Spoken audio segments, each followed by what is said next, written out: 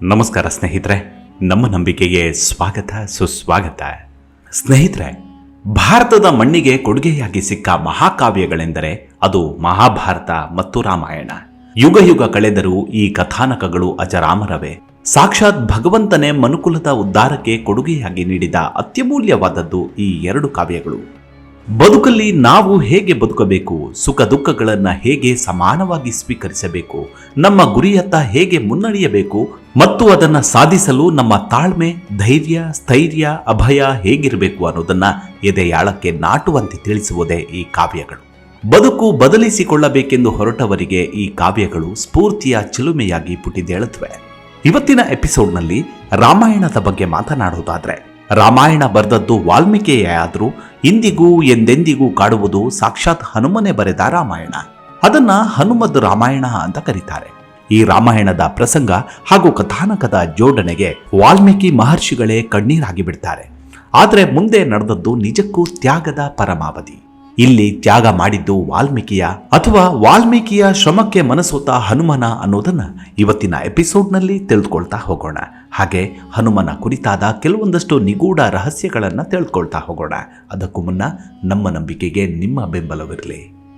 ಸ್ನೇಹಿತರೆ, ಮೊದಲಿಗೆ ಹನುಮನ ಕೆಲವೊಂದಷ್ಟು ರಹಸ್ಯಗಳನ್ನು ತಿಳಿದುಕೊಳ್ತಾ ಹೋದರೆ, ಶ್ರೀರಾಮನು ತನಗೆ ಯುದ್ಧದಲ್ಲಿ ಸಹಾಯ ಮಾಡಿದ ವಿಭೀಷಣ, ಸುಗ್ರೀವ, ಅಂಗದ ಇತ್ಯಾದಿಗಳಿಗೆ ಕೃತಜ್ಞತೆಯ ಉಡುಗೊರೆಯನ್ನು ನೀಡಿದಾಗ, ಲಂಕೆಯನ್ನ ಗೆದ್ದು ಅಯೋಧ್ಯೆಗೆ ಹಿಂದಿರುಗಿದಾಗ ಹನುಮಂತನು ಶ್ರೀರಾಮನಲ್ಲಿ ಹೀಗೆಂದು ಮನವಿ ಮಾಡ್ತಾನೆ: ಓ ವೀರ ಶ್ರೀರಾಮನೇ, ಎಲ್ಲಿಯವರೆಗೆ ರಾಮನ ಕಥೆಯು ಈ ಭೂಮಿಯಲ್ಲಿ ಪ್ರಚಲಿತದಲ್ಲಿದೆಯೋ ಅಲ್ಲಿಯವರೆಗೆ ನನ್ನ ಜೀವವು ನಿಸ್ಸಂದೇಹವಾಗಿ ಈ ದೇಹದಲ್ಲಿ ನೆಲೆಸಿರಬೇಕು ಎಂದು ಕೇಳಿಕೊಳ್ತಾನೆ. ಆಗ ಶ್ರೀರಾಮನು ಹನುಮಂತನಿಗೆ ಹೇಳ್ತಾನೆ: ಅದರಲ್ಲಿ ಸಂದೇಹವಿಲ್ಲ ಹನುಮ, ಎಲ್ಲಿಯವರೆಗೆ ನನ್ನ ಕಥೆಯು ಪ್ರಪಂಚದಲ್ಲಿ ಪ್ರಚಲಿತದಲ್ಲಿರುವುದೋ ಅಲ್ಲಿಯವರೆಗೆ ನಿನ್ನ ಕೀರ್ತಿಯು ಅಚ್ಚಳಿಯದೆ ಉಳಿಯುತ್ತದೆ ಮತ್ತು ಉಸಿರು ನಿನ್ನ ದೇಹದಲ್ಲಿ ಉಳಿಯುತ್ತದೆ. ಈ ಜನರು ಇರುವವರೆಗೂ ನನ್ನ ಕಥೆಗಳು ಕೂಡ ಸ್ಥಿರವಾಗಿರ್ತವೆ ಎನ್ನುತ್ತಾರೆ.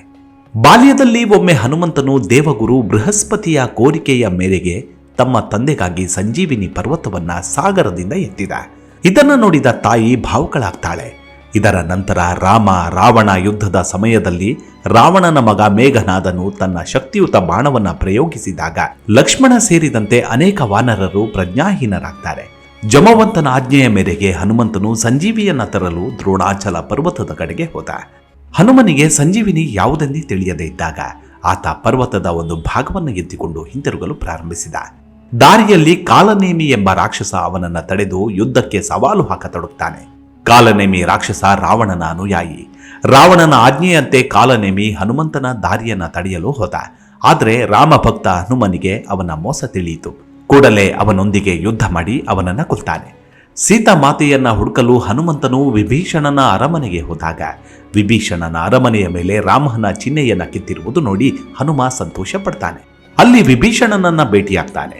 ವಿಭೀಷಣನು ಅವನ ಪರಿಚಯವನ್ನ ಕೇಳಿದಾಗ ತನ್ನನ್ನ ತಾನು ರಘುನಾಥನ ಭಕ್ತನೆಂದು ಬಣ್ಣಿಸಿಕೊಳ್ತಾನೆ. ಹನುಮಂತ ಮತ್ತು ವಿಭೀಷಣ ಸುದೀರ್ಘ ಸಂಭಾಷಣೆಯನ್ನ ನಡೆಸ್ತಾರೆ. ಇದಾದ ನಂತರವೇ ಶ್ರೀರಾಮನು ಲಂಕೆಯನ್ನ ಏರಲು ತಯಾರಿ ನಡೆಸುತ್ತಿರುವ ಸಂದರ್ಭದಲ್ಲಿ ರಾವಣನೊಂದಿಗೆ ವಿಭೀಷಣನ ವಿವಾದವು ನಡೆಯುತ್ತೆ.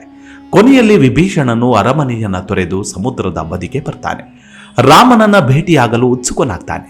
ವಿಭೀಷಣನು ಬರುತ್ತಿರುವುದನ್ನ ಕಂಡ ವಾನರರಿಗೆ ಶತ್ರುವಿಗೆ ವಿಶೇಷ ದೂತನೊಬ್ಬನಿದ್ದಾನೆಂದು ತಿಳಿಯಿತು. ವಿಭೀಷಣನನ್ನ ಯಾರೂ ನಂಬೋದಿಲ್ಲ. ಆಗ ಹನುಮಂತನ ಆಜ್ಞೆಯ ಮೇರೆಗೆ ಶ್ರೀರಾಮ ಮತ್ತು ವಿಭೀಷಣರ ಭೇಟಿಯಾಗತ್ತೆ. ಇನ್ನು ಅರ್ಜುನನ ರಥದ ಲಾಂಛನದಲ್ಲಿ ಹನುಮಂತ ಸ್ಥಿರವಾಗಿರುವುದರ ಹಿಂದೆ ಒಂದು ಕಾರಣವಿದೆ. ಇದನ್ನ ಆನಂದ ರಾಮಾಯಣದಲ್ಲಿ ವಿವರಿಸಲಾಗಿದೆ. ಒಮ್ಮೆ ಅರ್ಜುನ ರಾಮೇಶ್ವರಂನಲ್ಲಿ ಹನುಮಂತನನ್ನ ಭೇಟಿಯಾಗ್ತಾನೆ. ಈ ಮೊದಲ ಸಭೆಯಲ್ಲಿ ಅರ್ಜುನನು ಹನುಮಂತನನ್ನ ಕುರಿತು ರಾಮ ಮತ್ತು ರಾವಣನ ನಡುವೆ ಯುದ್ಧ ನಡೆಯುವಾಗ ನೀವು ಅಲ್ಲಿ ಇದ್ದೀರಾ ಎಂದು ಕೇಳ್ತಾನೆ. ಸೇತುವೆಯ ಬಗ್ಗೆ ಹನುಮಂತನು ವಿವರಿಸುತ್ತಿರುವಾಗ ಶ್ರೀಕೃಷ್ಣನು ಅಲ್ಲಿಗೆ ಬಂದು ತಾನು ಆಮೆಯಾಗದಿದ್ದರೆ ಸೇತುವೆ ಮೇಲೆ ಕಾಲಿಡಲು ಸಾಧ್ಯವಾಗುತ್ತಿರಲಿಲ್ಲ ಎಂದು ಹೇಳ್ತಾನೆ. ಇದನ್ನ ಕೇಳಿದ ಹನುಮಂತನಿಗೆ ತುಂಬಾ ಬೇಸರವಾಯಿತು ಮತ್ತು ಕ್ಷಮೆ ಕೇಳ್ತಾನೆ. ಆಗ ಕೃಷ್ಣನು ನಿರಾಶರಾಗಬೇಡ, ನೀವು ಅರ್ಜುನನ ರಥದ ಧ್ವಜದ ಮೇಲೆ ಸ್ಥಾನ ಪಡೆಯಬೇಕೆಂದು ನಾನು ಬಯಸ್ತೇನೆ ಎಂದು ಕೃಷ್ಣನು ಹನುಮನಿಗೆ ಕೇಳಿದ. ಅದಕ್ಕಾಗಿಯೇ ದ್ವಾಪರದಲ್ಲಿ ಹನುಮಂತನು ಮಹಾಭಾರತದ ಯುದ್ಧದಲ್ಲಿ ಅರ್ಜುನನ ರಥದ ಮೇಲೆ ಧ್ವಜದ ಮೇಲೆ ಕುಳಿತಿರ್ತಾನೆ. ಈಗ ಮೂಲ ವಿಷಯಕ್ಕೆ ಬರೋದಾದ್ರೆ, ಮೊದಲ ರಾಮಾಯಣವನ್ನ ಬರೆದದ್ದು ಮಹರ್ಷಿ ವಾಲ್ಮೀಕಿ ಎಂಬುದು ನಮ್ಮೆಲ್ಲರಿಗೂ ತಿಳಿದಿದೆ. ಆದರೆ ವಾಲ್ಮೀಕಿ ರಾಮಾಯಣವನ್ನ ಹೊರತುಪಡಿಸಿ ಪ್ರಪಂಚದಾದ್ಯಂತ 24ಕ್ಕೂ ಹೆಚ್ಚು ಭಾಷೆಗಳಲ್ಲಿ 300ಕ್ಕೂ ಹೆಚ್ಚು ರಾಮಾಯಣಗಳನ್ನು ಬರೆಯಲಾಗಿದೆ. ಭಾರತ ಮಾತ್ರವಲ್ಲದೆ ಇತರ 9 ದೇಶಗಳು ತಮ್ಮದೇ ಆದ ರಾಮಾಯಣವನ್ನ ಹೊಂದಿವೆ. ವಾಲ್ಮೀಕಿ ರಾಮಾಯಣವನ್ನ ಹೊರತುಪಡಿಸಿ ಗೋಸ್ವಾಮಿ ತುಳಸಿದಾಸರು ಬರೆದ ರಾಮಚರಿತ ಮಾನಸ ಭಾರತದಲ್ಲಿ ಹೆಚ್ಚು ಜನಪ್ರಿಯವಾದದ್ದು. ಆದರೆ ಮೊದಲ ರಾಮಾಯಣವನ್ನ ವಾಲ್ಮೀಕಿ ಬರೆದಿಲ್ಲ, ಬದಲಾಗಿ ರಾಮನ ಭಕ್ತ ಹನುಮಂತನೇ ಬರೆದಿದ್ದಾನೆ ಎಂಬುದು ಕೆಲವಷ್ಟು ಜನರಿಗೆ ಮಾತ್ರ ತಿಳಿದಿರುವ ವಿಚಾರ. ಪೌರಾಣಿಕ ನಂಬಿಕೆಗಳ ಪ್ರಕಾರ ಆಂಜನೇಯ ಬರೆದ ರಾಮಾಯಣವನ್ನ ಹನುಮದ್ ರಾಮಾಯಣ ಎಂದು ಕರೆಯಲಾಗುತ್ತೆ. ಈ ಹನುಮದ್ ರಾಮಾಯಣವೇಕೆ ವಾಲ್ಮೀಕಿ ರಾಮಾಯಣದಷ್ಟು ಪ್ರಸಿದ್ಧಿಯನ್ನು ಪಡೆದುಕೊಂಡಿಲ್ಲ, ಹನುಮದ್ ರಾಮಾಯಣ ಏನಾಯಿತು ಎಂಬುದರ ಕುರಿತು ನಾನಾ ಕಥಾನಕಗಳು ಮೂಡ್ತಾವೆ. ಪುರಾಣಗಳ ಪ್ರಕಾರ ರಾವಣನನ್ನ ಸೋಲಿಸಿದ ನಂತರ ಭಗವಾನ್ ರಾಮನು ಲಂಕಾದಿಂದ ತನ್ನ ರಾಜ್ಯವಾದ ಅಯೋಧ್ಯೆಗೆ ಹಿಂತಿರುಗಿ ಅಲ್ಲಿ ಆಳ್ವಿಕೆಯನ್ನ ಮಾಡಲು ಪ್ರಾರಂಭಿಸ್ತಾನೆ. ಇತ್ತ ಹನುಮ ರಾಮನಿಂದ ಅನುಮತಿಯನ್ನ ಪಡೆದುಕೊಂಡು ತಪಸ್ಸು ಮಾಡಲು ಹಿಮಾಲಯಕ್ಕೆ ಹೋದ. ಭಗವಾನ್ ಶಿವನನ್ನ ಪೂಜಿಸುವಾಗ ಹನುಮನು ರಾಮನನ್ನ ಸ್ಮರಿಸುತ್ತಾ ಬಂಡೆ ಕಲ್ಲುಗಳ ಮೇಲೆ ತನ್ನ ಉಗುರುಗಳಿಂದಲೇ ರಾಮಾಯಣವನ್ನ ಬರೀತಾನೆ. ರಾಮನ ಸಾಹಸ, ಸ್ವಭಾವ, ಪ್ರೀತಿ ಮತ್ತು ಕಾಳಜಿ ಎಲ್ಲವನ್ನು ನೆನೆದು ಕಣ್ಣೀರಿಡುತ್ತಲೇ ರಾಮನ ಗುಣಗಾನ ಮಾಡುತ್ತಾ ಬರೆದ ರಾಮಾಯಣದಲ್ಲಿ ರಾಮನೊಂದಿಗೆ ಹನುಮ ಕಳೆದ ದಿನಗಳ ಬಗ್ಗೆ ಸುವಿವರವಾಗಿ ಬರೀತಾನೆ. ರಾಮ ಸೀತೆಯ ನಡುವಿನ ಸಂಬಂಧ ಹೇಗಿತ್ತು, ರಾಮ ಸೀತೆಯನ್ನ ರಾವಣನಿಂದ ಹೇಗೆ ಕಾಪಾಡಿದ್ದಾನೆ ಹಾಗೂ ರಾಮ ಲಕ್ಷ್ಮಣರ ನಡುವಿನ ರಾಮನ ಧೈರ್ಯ, ಶೌರ್ಯದ ಕುರಿತು ಬರೀತಾನೆ. ಹನುಮಂತನು ತಾನು ಬರೆದ ರಾಮಾಯಣವನ್ನ ಶಿವನಿಗೆ ಅರ್ಪಿಸಲು ಬಂಡೆಕಲ್ಲನ್ನ ಎತ್ತಿಕೊಂಡು ಶಿವನಿದ್ದ ಕೈಲಾಸಕ್ಕೆ ಬರ್ತಾನೆ. ಅದೇ ಸಮಯದಲ್ಲಿ ವಾಲ್ಮೀಕಿ ಮಹರ್ಷಿಗಳು ಅವರು ಬರೆದ ರಾಮಾಯಣವನ್ನ ತೆಗೆದುಕೊಂಡು ಅಲ್ಲಿಗೆ ಬರ್ತಾರೆ. ವಾಲ್ಮೀಕಿ ಮಹರ್ಷಿಗಳಿಗೆ ಹನುಮಂತನು ಬರೆದ ರಾಮಾಯಣ ಇಷ್ಟವಾಗತ್ತೆ. ಹನುಮದ್ ರಾಮಾಯಣದ ಒಂದೊಂದು ಸಂದರ್ಭಗಳನ್ನು ಸಾರುತ್ತಿದ್ದ ಸಾಲುಗಳನ್ನು ನೋಡಿದವರಿಗೆ ದುಃಖ ತಡೆಯಲಾಗಲಿಲ್ಲ. ಹನುಮನ ಪಾದಗಳಿಗೆರಗಿ ರಾಮಾಯಣದ ಅತ್ಯದ್ಭುತ ರಚನೆಗೆ ಅನಂತ ಧನ್ಯವಾದಗಳನ್ನು ಅರ್ಪಿಸುತ್ತಾರೆ. ನಾನು ಬರೆದ ರಾಮಾಯಣಕ್ಕಿಂತ ಹನುಮಂತನು ಬರೆದ ರಾಮಾಯಣ ಅತ್ಯದ್ಭುತವಾದದ್ದು ಎಂಬುದು ಅವರಿಗೆ ತಿಳಿದು ನಿರಾಸೆಗೊಳ್ತಾರೆ. ಇದನ್ನು ತಿಳಿದ ಹನುಮಂತನು ತಾನು ಬರೆದ ರಾಮಾಯಣದ ಬಂಡೆಯನ್ನೇ ಛಿದ್ರಗೊಳಿಸಿ ನೀರಿಗೆ ಎಸೆಯುತ್ತಾನೆ ಎಂದು ಒಂದು ಕಥಾನಕ ತಿಳಿಸಿದರೆ, ಮತ್ತೊಂದು ಪುರಾಣವು ಈ ಸಂದರ್ಭವನ್ನ ಮತ್ತಷ್ಟು ಮೆರುಗುಗೊಳಿಸುತ್ತೆ. ಅದೇನೆಂದರೆ, ಆ ಸಂದರ್ಭದಲ್ಲಿ ವಾಲ್ಮೀಕಿಯನ್ನ ಸಂತೈಸಿ ತಾನು ರಾಮಾಯಣ ಬರೆದಿದ್ದ ಕಲ್ಲು ಬಂಡೆಯನ್ನ ಒಂದು ಹೆಗಲ ಮೇಲೆ, ಮತ್ತೊಂದು ಹೆಗಲಲ್ಲಿ ವಾಲ್ಮೀಕಿಯವರ ರಾಮಾಯಣವನ್ನ ಹೊತ್ತು ಸಾಗರದಾಚೆಗೆ ಹಾರಿಬಿಡ್ತಾನೆ. ಈ ವೇಳೆ ಅದೇನಾಯ್ತೋ ಏನೋ, ತಾನು ರಾಮಾಯಣ ಬರೆದಿದ್ದ ಕಲ್ಲು ಬಂಡೆಯನ್ನೇ ನೀರಿಗೆ ಎಸೆದು ಬಿಡ್ತಾನೆ ಹನುಮ. ಇದನ್ನ ಸೂಕ್ಷ್ಮ ಕಣ್ಣಿನಿಂದ ನೋಡುತ್ತಿದ್ದಂತಹ ವಾಲ್ಮೀಕಿಗೆ ಹನುಮನ ತ್ಯಾಗ ಅಪಾರವೆನಿಸುತ್ತೆ. ಹಾಗೆ ರಾಮಾಯಣ ಇರುವವರೆಗೂ ಅಂಜನಿಸುತ್ತಾನೆ, ನೀನು ಅಜರಾಮರನಾಗು ಎನ್ನುತ್ತಾನೆ.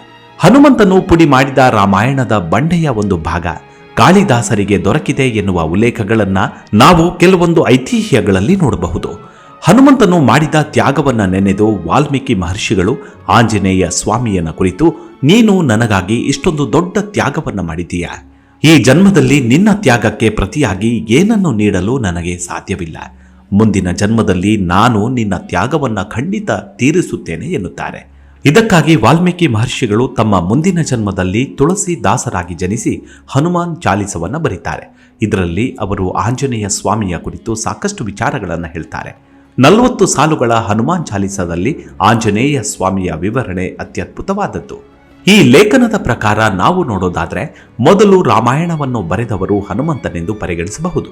ಇನ್ನು ಕೆಲವೊಂದು ಕಥೆಯ ಪ್ರಕಾರ ಹನುಮಂತ ರಾಮನ ಬಗ್ಗೆ ಹೊಗಳಿದುದನ್ನು ಕಂಡು ರಾಮನು ಇದು ನನ್ನ ಕರ್ತವ್ಯವೆಂದು ಸಾಮಾನ್ಯವಾಗಿ ಹನುಮದ್ ರಾಮಾಯಣವನ್ನು ಪರಿಗಣಿಸ್ತಾನೆ. ಇದರಿಂದ ನಿರಾಸೆಗೊಂಡ ಹನುಮಂತನು ತಾನು ಬರೆದ ರಾಮಾಯಣವನ್ನ ಮುರಿದು ನೀರಿಗೆ ಹಾಕಿದ ಎಂದು ಹೇಳಲಾಗಿದೆ. ಮಹರ್ಷಿ ವಾಲ್ಮೀಕಿಯವರಿಗಿಂತ ಮುಂಚೆಯೇ ಹನುಮನು ಪ್ರಪ್ರಥಮವಾಗಿ ದಾಖಲಿಸಿದ ರಾಮಾಯಣ ಹನುಮದ್ ರಾಮಾಯಣ ಎಂದು ಪ್ರಸಿದ್ಧ.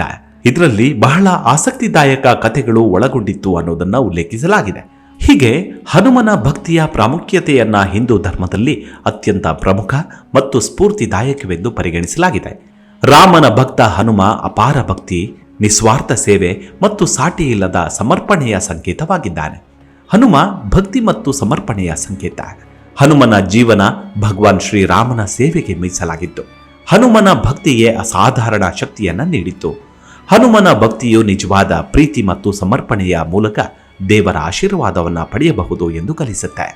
ಹನುಮನ ಪ್ರತಿಯೊಂದು ಕ್ರಿಯೆಯು ನಿಸ್ವಾರ್ಥ ಮನೋಭಾವದಿಂದ ಪ್ರೇರಿತವಾಗಿದೆ.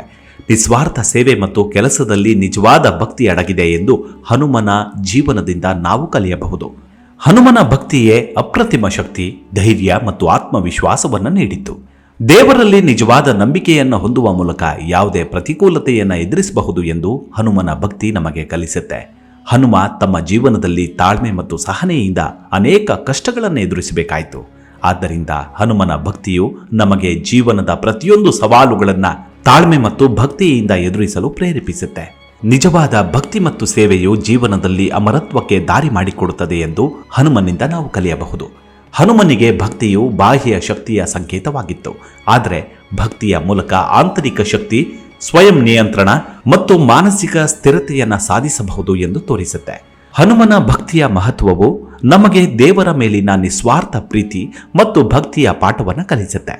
ಆದರೆ ಜೀವನದ ಪ್ರತಿ ಕ್ಷಣದಲ್ಲಿ ನಂಬಿಕೆ, ಧೈರ್ಯ ಮತ್ತು ಸೇವೆಯ ಮಾರ್ಗವನ್ನು ಅಳವಡಿಸಿಕೊಳ್ಬೇಕು ಎಂದು ನಮಗೆ ಕಲಿಸುತ್ತೆ. ಹೀಗೆ ಹನುಮ ಮಾರುತಿ, ಅಂಜನೀಸುತ, ವಾಯುಪುತ್ರ ಅದೆಂಥದ್ದೇ ಹೆಸರಿನಿಂದ ಆರಾಧಿಸಿದರೂ ಕೂಡ ಅದ್ಯಾಕೋ ಮನಸ್ಸಿಗೆ, ಎದೆಯೊಡಲಿಗೆ ಸಮಾಧಾನವೇ ಆಗೋದಿಲ್ಲ. ಆ ಪರಮಾತ್ಮನ ಆಶೀರ್ವಾದ ನಮ್ಮೆಲ್ಲರ ಮೇಲಿರಲಿ. ಸರ್ವರಿಗೂ ಸುಖ, ಶಾಂತಿ, ಆಯುರಾರೋಗ್ಯ ಕರುಣಿಸಲಿ. ಮುಂದಿನ ಸಂಚಿಕೆಯಲ್ಲಿ ಮತ್ತೆ ಭೇಟಿಯಾಗೋಣ. ಅಲ್ಲಿವರೆಗೂ ನಿಮ್ಮ ಆರೋಗ್ಯದ ಕಡೆ ಗಮನವಿರಲಿ. Take care. ನಮಸ್ಕಾರ.